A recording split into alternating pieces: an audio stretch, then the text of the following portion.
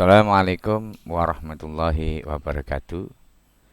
Berikut kami akan sharing yang berhubungan dengan penilaian kinerja guru atau yang lebih akrab kita singkat PKG, khususnya pada madrasah berdasarkan SK Dirjen Pendis nomor 1843 tahun 2021.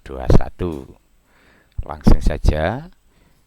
Pengertian PKG ya, berdasarkan Permenak Pan RB nomor 16 tahun 2009, PKG adalah penilaian dari tiap butir kegiatan tugas utama guru dalam rangka pembinaan karir, kepangkatan, dan jabatannya. Sedangkan berdasarkan Permendiknas nomor 35 tahun 2010, PKG merupakan sistem penilaian yang dirancang untuk mengidentifikasi kemampuan guru dalam melaksanakan tugas utamanya melalui pengukuran terhadap penguasaan kompetensi yang ditunjukkan dalam unjuk kerjanya. Kemudian, apa tujuan PKG? PKG itu menilai kemampuan guru dalam menerapkan semua kompetensi yang diperlukan pada proses pembelajaran, pembimbingan, atau pelaksanaan tugas tambahan yang relevan dengan fungsi guru. Jadi nanti di penilaiannya bukan hanya tugas utamanya mengajar ya, tapi juga yang dinilai adalah pelaksanaan tugas tambahan, apakah itu dia sebagai waka, apakah sebagai kepala lab maupun kepala perpus. Kemudian menjamin bahwa guru melaksanakan tugas dan tanggung jawabnya secara profesional. Kemudian tujuan yang ketiga, menentukan persentase perolehan hasil penilaian kinerja untuk perhitungan angka kredit yang diperoleh guru atas kinerja pembelajaran, pembimbingan, atau pelaksanaan tugas tambahan yang relevan dengan fungsi madrasah yang dilakukan pada tahun berjalan ya. Terutama untuk ASN, PKG ini juga dijadikan pertimbangan penilaian. Di situ nanti akan keluar perolehan angka kredit minimal. Ini akan dijadikan pertimbangan dalam penilaian SKP. Ini khusus bagi ASN atau pegawai negeri ya. Kemudian yang keempat, menjadi dasar untuk menyusun program pengembangan keprofesian berkelanjutan sebagai guru profesional ya. Kemudian prinsip pelaksanaan PKG yang pertama, objektif. Ini terutama perlu diperhatikan bagi penilai, apakah itu kepala madrasah atau guru yang ditunjuk membantu kepala madrasah dalam pelaksanaan penilaian kinerja guru. Prinsip yang pertama, objektif ini, semua nilai yang diperoleh harus berdasarkan pada kondisi nyata guru dalam melaksanakan tugas sehari-hari melalui pengumpulan data dengan cara pengamatan dan pemantauan sesuai dengan prosedur dan kriteria penilaian yang disediakan. Yang kedua adalah adil ya. Semua guru dinilai dengan syarat, ketentuan, dan prosedur yang sama. Penilai dan guru yang dinilai membahas dan menyepakati hasil penilaian serta alasannya. Jadi nanti di akhir penilaian ada tanda tangan dari guru yang dinilai dan ada tanda tangan penilai sebagai tanda persetujuan hasil dari penilaian. Kemudian akuntabel. Penilai dapat mempertanggungjawabkan hasil penilaian yang diberikan berdasarkan bukti dan proses pengendalian. Prinsip selanjutnya adalah transparan. proses PKG madrasah memungkinkan bagi penilai, guru yang dinilai, dan pihak lain yang berkepentingan untuk memperoleh informasi tentang apa yang akan dinilai, bagaimana proses penilaian dilakukan, dan hasil penilaian. Untuk itu, bagi seorang penilai perlu berkomunikasi atau bersosialisasi dengan guru yang akan dinilai tentang apa saja yang harus dilakukan, beserta instrumen-instrumen penilaiannya diinformasikan terlebih dahulu kepada guru yang akan dinilai. Yang keempat, partisipatif ya. Partisipatif ini, penilai turut berperan serta dalam suatu kegiatan wawancara sebelum pengamatan dan persetujuan setelah pengamatan atau pertemuan persetujuan dengan melibatkan partisipasi aktif guru dalam proses tersebut. Yang keenam, terukur. Proses penilaian PKG madrasah dilakukan melalui proses penilaian kualitatif, pengamatan dan pemantauan, serta penilaian kuantitatif ya.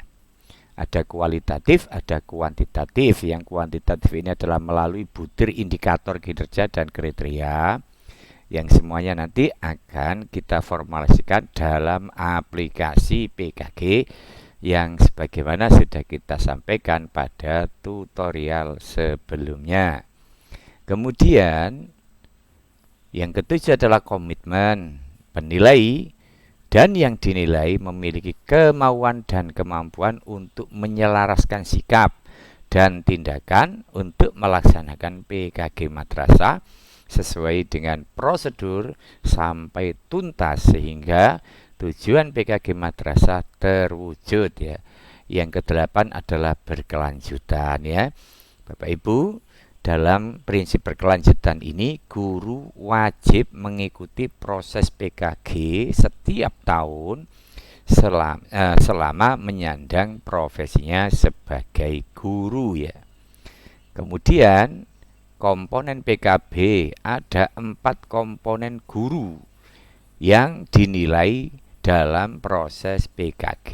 Yang pertama, ada 4 kompetensi guru ya, yaitu yang pertama adalah kompetensi pedagogik ya. Apa itu kompetensi pedagogik?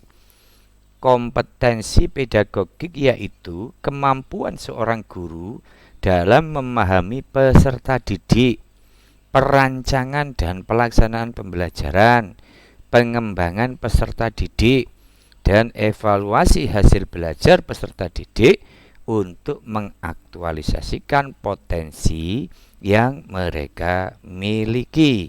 Jadi ini kompetensi pedagogi ini terutama pada keterampilan kompetensi guru dalam melaksanakan perencanaan pembelajaran, pelaksanaan pembelajaran, dan melakukan evaluasi penilaian sebagaimana tugas pokok dia sebagai seorang guru. Yang kedua adalah kompetensi kepribadian ya. Kompetensi kepribadian adalah kompetensi kemampuan personal yang dapat mencerminkan kepribadian seseorang yang dewasa, arif dan berwibawa, mantap, stabil, berakhlak mulia, serta dapat menjadi teladan yang baik bagi peserta didik ya. Tentu kompetensi kepribadian ini bisa dinilai melalui proses pengamatan ya. Selanjutnya yang ketiga adalah kompetensi sosial. Kompetensi sosial yaitu kemampuan yang dimiliki oleh seorang guru untuk berkomunikasi dan bergaul dengan tenaga kependidikan, peserta didik, orang tua peserta didik, dan masyarakat di sekitar madrasah ya. Jadi seorang guru itu harus mempunyai kemampuan dalam berkomunikasi dengan semua elemen yang ada di madrasah maupun masyarakat di sekitar madrasah. Kemudian kompetensi profesional ya. Kompetensi profesional itu penguasaan terhadap materi pembelajaran dengan lebih luas dan mendalam. Mencakup penguasaan terhadap materi kurikulum, mata pelajaran, dan substansi ilmu yang menaungi materi pembelajaran dan menguasai struktur serta metodologi keilmuan. Tentu penguasaan materi pembelajaran ini juga didukung dari latar belakang pendidikannya ya. Minimal seorang guru ini adalah punya ijazah S1 maupun D4 ya. Selanjutnya dari keempat kompetensi ini dikaitkan dengan pelaksanaan tugas utama guru ya. Tugas utama guru tadi sebagaimana sudah kita sampaikan, seorang guru yang kompeten dalam menyusun perencanaan, kompeten dalam melaksanakan pembelajaran, dan kompeten dalam melakukan evaluasi penilaian. Selanjutnya adalah Permendiknas nomor 35 tahun 2010 mengisyaratkan bahwa berdasarkan kekhususan karakteristik maka ada 3 jenis guru. Yang pertama guru mata pelajaran, yang kedua guru kelas, dan guru bimbingan ya. Guru mata pelajaran meliputi 1 guru mata pelajaran MI, MTS, dan MA. Yang kedua guru kelas terdiri atas guru kelas RA dan MI. Kemudian guru bimbingan itu adalah yang dimaksud guru bimbingan itu guru BK atau guru TIK. Kemudian tugas utama guru mata pelajaran atau guru kelas mencakup perencanaan, pelaksanaan, dan penilaian. Tugas utama guru BK atau konselor mencakup perencanaan, pelaksanaan, evaluasi, pelaporan, dan tindak lanjut pembimbingan. Sedangkan untuk guru TIK mencakup perencanaan, pelaksanaan, evaluasi layanan, dan bimbingan TIK ya. Kemudian tugas utama guru RA adalah merencanakan, melaksanakan pembelajaran, menilai hasil pembelajaran, melakukan pembimbingan, pelatihan, pengasuhan, dan perlindungan. Kemudian Bapak Ibu, kapan PKG itu dilaksanakan? Pelaksanaan PKG madrasah dilakukan 1 tahun atau sepanjang tahun. Kemudian PKG awal dilaksanakan pada awal tahun. PKG awal ini dilaksanakan untuk guru yang bagaimana? Untuk guru tahun pertama, guru baru, dan guru mutasi. Itu bisa dilakukan PKG awal.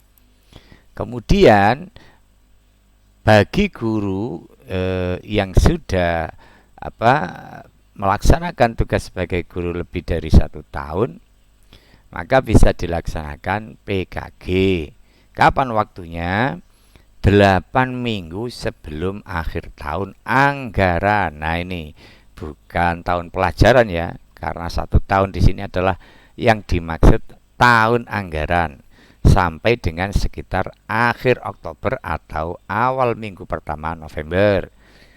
Perlu saya tandaskan, PKG ini sebenarnya dilakukan di akhir Oktober sampai minggu pertama November.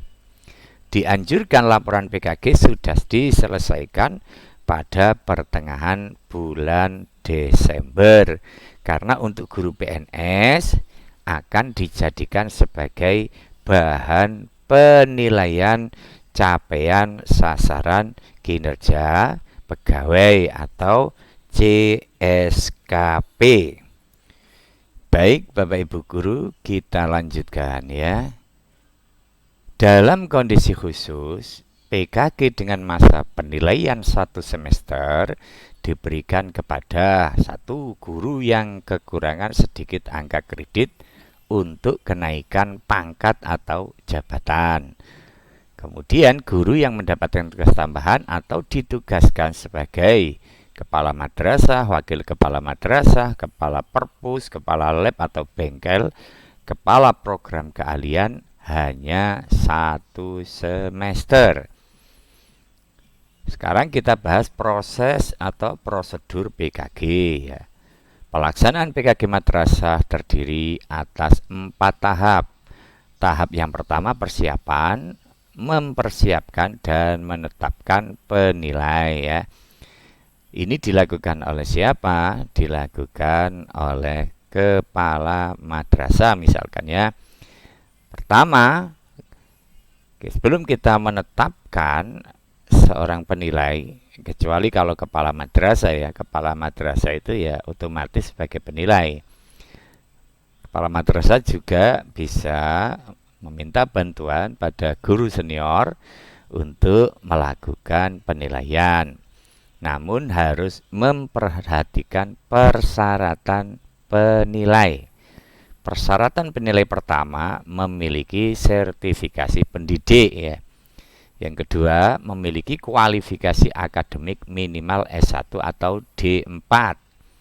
Penilai memiliki persyaratan lagi memiliki pangkat, golongan, dan jabatan minimal sama dengan guru yang dinilai, kecuali kepala madrasah sebagai atasan langsung. Jadi seorang kepala madrasah itu walaupun golongannya misalkan 3C, dia bisa saja melakukan penilaian pada guru yang golongannya 3D karena dia sebagai atasan.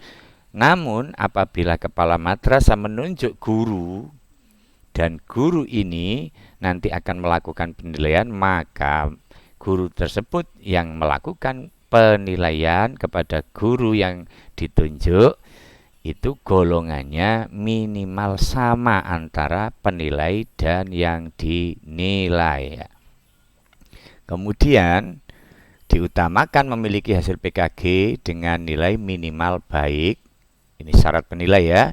Diutamakan memiliki latar belakang pendidikan yang sesuai atau serumpun, atau menguasai bidang kajian guru atau kepala madrasah yang akan dinilai. Jadi sebaiknya ya kita mengangkat misalkan guru sebagai penilai, itu kita kasih bagian guru-guru yang serumpun dengan penilai. Misalkan seorang penilai ini adalah guru fisika misalkan, maka sebaiknya dia menilai guru-guru di rumpun IPA, misalkan kimia, biologi, ya, matematika, dan lain sebagainya. Kalau penilainya itu guru agama, yang dinilai juga diupayakan yang rumpun agama ya. Kemudian diutamakan telah mengikuti pelatihan yang dinyatakan lulus sebagai penilai PKG yang diselenggarakan oleh Direktorat GTK Kependidikan, Madrasah, Kemenak, atau Balai Diklat Keagamaan BDK. Jika penilai belum pernah mendapati pelatihan, maka kepala madrasah dibantu oleh guru yang memahami pedoman penilaian kinerja guru. Jadi ini sifatnya tidak wajib, hanya disarankan ya. Kemudian diutamakan memiliki kemampuan melakukan pengamatan dan penilaian secara objektif, adil, dan transparan atas kinerja teman sejawat. Artinya kita pilih guru yang selain memiliki kompetensi juga memiliki kepribadian yang baik ya. Kemudian memiliki komitmen yang tinggi untuk berpartisipasi aktif dalam meningkatkan kualitas pembelajaran, memiliki integritas, jujur, dan adil, memiliki SK penugasan sebagai penilai dari kepala madrasah atau kepala kantor Kemenak Kabupaten Kota. Ini kalau untuk swasta biasanya cukup SK dari kepala madrasah ya. Kemudian tanggung jawab penilai, menilai maksimum 10 guru mapel, guru kelas, guru BK, dan guru TIK ya. Kalau misalkan gurunya hanya 10 ya langsung bisa dilakukan oleh kepala madrasah sendiri. Tapi kalau gurunya misalkan 25 ya, maka selain kepala madrasah perlu menunjuk 2 guru ya. Kenapa demikian? Karena Maksimal satu penilai itu menilai 10 orang guru ya. Kemudian memastikan guru yang dinilai memahami instrumen yang digunakan dan bagaimana proses pelaksanaan PKG. Kita lanjut, kemudian melaksanakan penilaian kinerja guru melalui pengamatan dan pemantauan. Kemudian memastikan guru yang dinilai sepakat dengan hasil penilaian yang telah dilakukan, menyampaikan hasil penilaian serta bukti-bukti pelaksanaan penilaian kepada kepala madrasah. Kemudian berapa lamanya periode penugasan penilai kinerja guru ya. Periode penugasan penilai kinerja guru ditetapkan selama 4 tahun berdasarkan keputusan kepala madrasah dan dilaporkan kepada kepala kantor Kemenak Kabupaten Kota. Setelah satu periode penugasan, penilai dapat dipilih kembali untuk satu periode penugasan berikutnya apabila kinerja sebagai penilai dianggap baik ya. Ini periodisasi SK kalau kepala madrasah membuat SK terhadap guru sebagai penilai PKG, durasinya adalah 4 tahunan ya. Selanjutnya pengenalan instrumen dan mekanisme PKG, ini tahap yang kedua setelah penilai di SK-kan oleh kepala madrasah misalkan, maka langkah selanjutnya adalah pengenalan atau sosialisasi instrumen dan mekanisme PKG ya. Pemberian informasi tentang instrumen, kriteria penilaian PKG, dan mekanisme penilaian secara lengkap dan jelas kepada guru merupakan hal yang sangat penting. Pemahaman mengenai hal tersebut akan sangat membantu dalam proses pelaksanaan PKG. Jadi kepala madrasah dan tim penilai harus melakukan sosialisasi dulu tentang mekanismenya, tentang instrumennya, sehingga yang dinilai itu bisa mempersiapkan diri ya. Oke. Kemudian tahap yang ketiga, perencanaan PKG tahunan ya. Di setiap madrasah, kepala madrasah harus melakukan persiapan pada awal tahun anggaran. Sekali lagi, yang dipakai tahun anggaran bukan tahun pelajaran. Berarti awal tahun anggaran ini adalah Januari ya. Itu sudah disiapkan ya. Kepala madrasah dan koordinator PKB PKG menyiapkan jadwal PKG. Jadi disusun jadwal PKG-nya dulu, kemudian disosialisasikan ya. Kemudian menyusun daftar penilai dan guru yang dinilai. Ada pembagian job ya. Seorang penilai ini menilai guru 10, namanya dicantumkan. Kemudian penilai kedua juga nama-nama guru yang dinilai dicantumkan ya.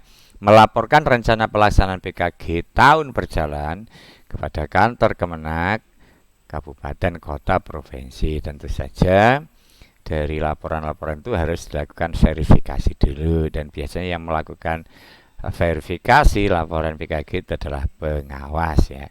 Jadi PKG itu dilaksanakan oleh kepala maupun guru yang ditunjuk sebagai penilai.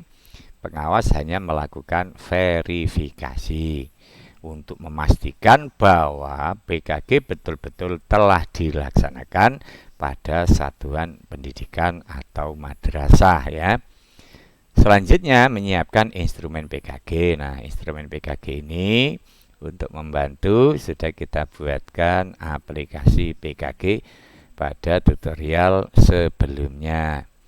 Kemudian kepala madrasah dan koordinator PKB melaksanakan pertemuan dengan seluruh pihak yang terkait dengan pelaksanaan PKG dan perwakilan orang tua untuk menginformasikan mekanisme PKG, kemudian jadwal PKG dan peran masing-masing dalam PKG ya.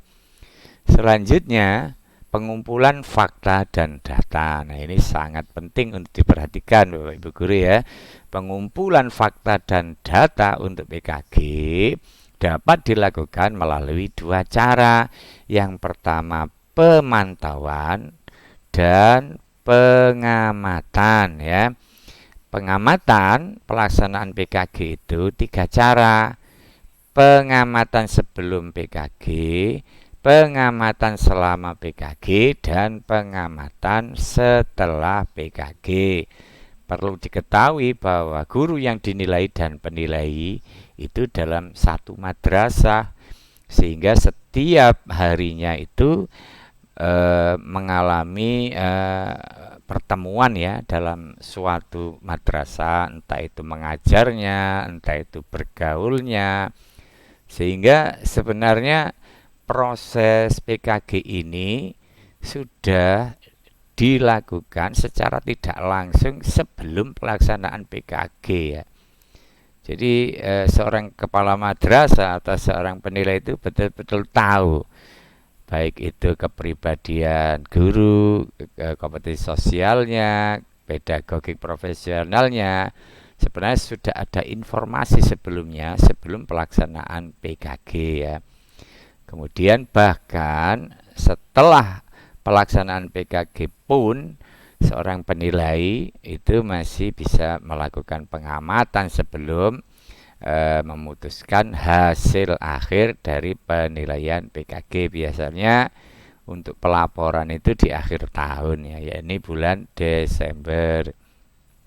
Pengumpulan bukti kinerja dilaksanakan oleh guru yang akan dinilai. Jadi seorang guru itu harus melakukan bukti kinerja, bisa dalam bentuk RPP, kemudian bisa dalam bentuk silabus, modul ajar, dan lain-lain, sampai perangkat-perangkat pembelajaran beserta portofolio dari sebuah proses pembelajaran ya.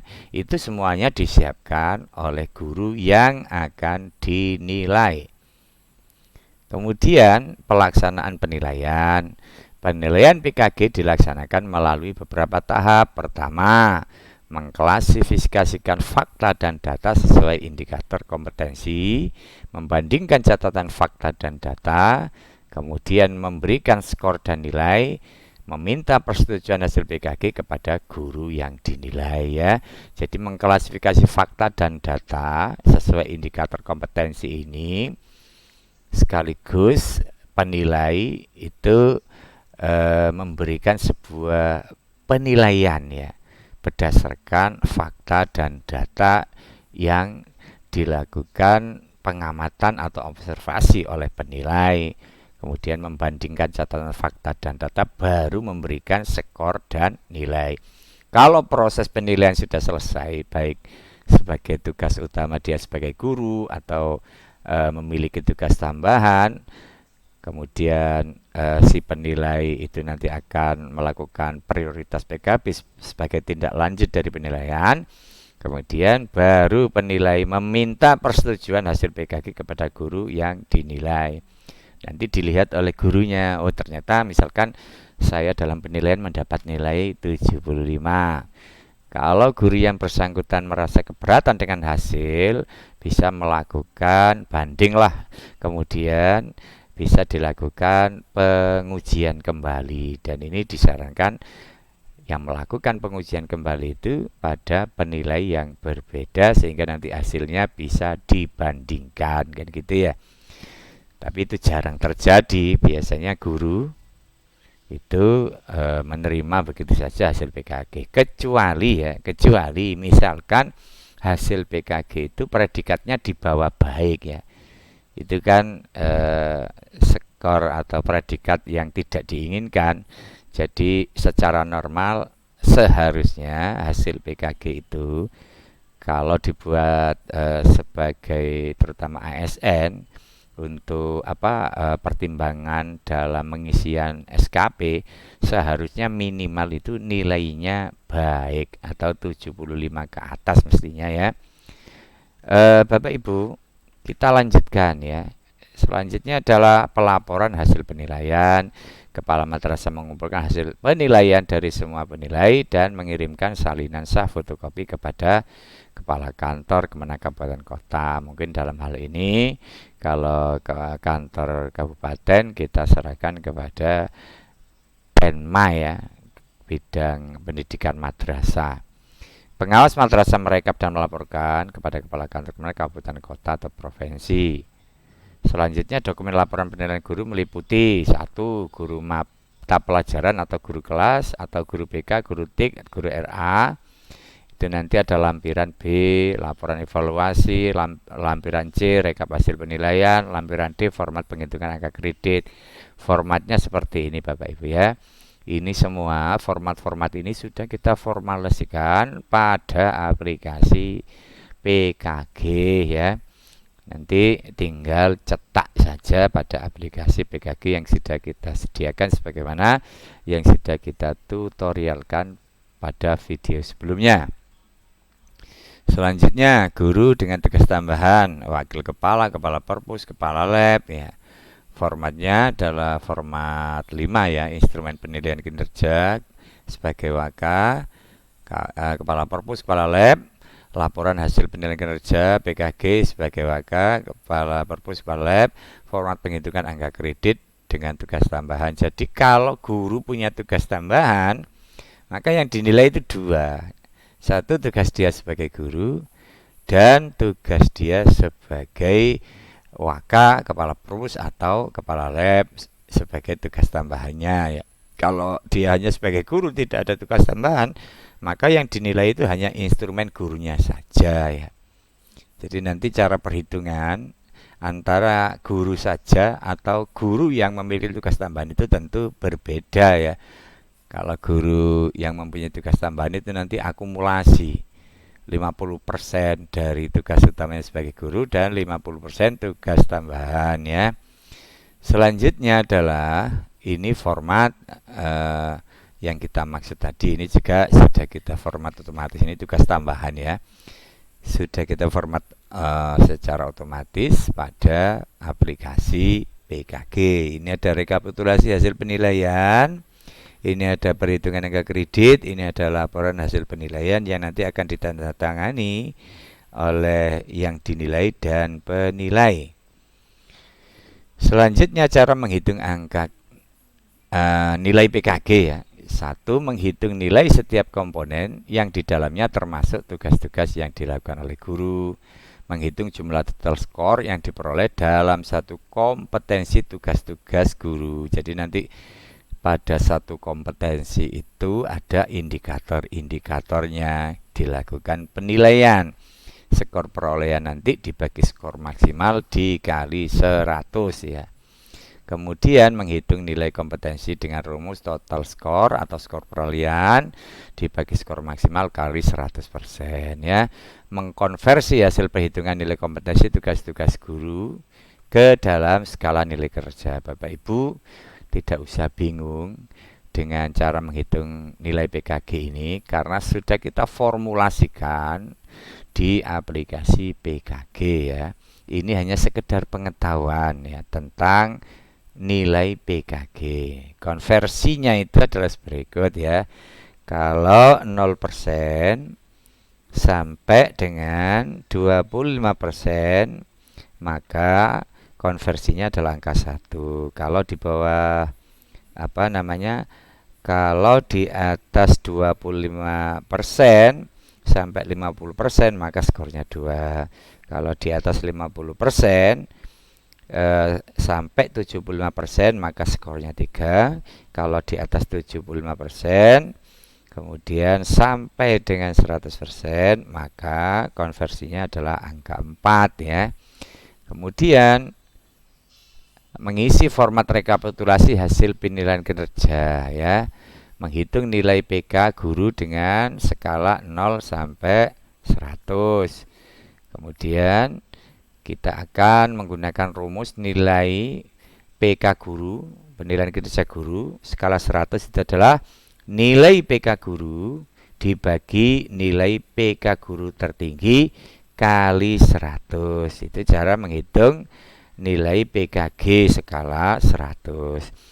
Menetapkan presentasi kinerja atau NPK yang digunakan untuk menghitung perolehan nilai angka kredit dari hasil PKG dengan menggunakan tabel konversi sebagai berikut ya. Ini adalah tabel nilai PKG. Kalau 91 sampai 100 sangat baik. NPK-nya 125%. Kalau 76 sampai 90 baik ya.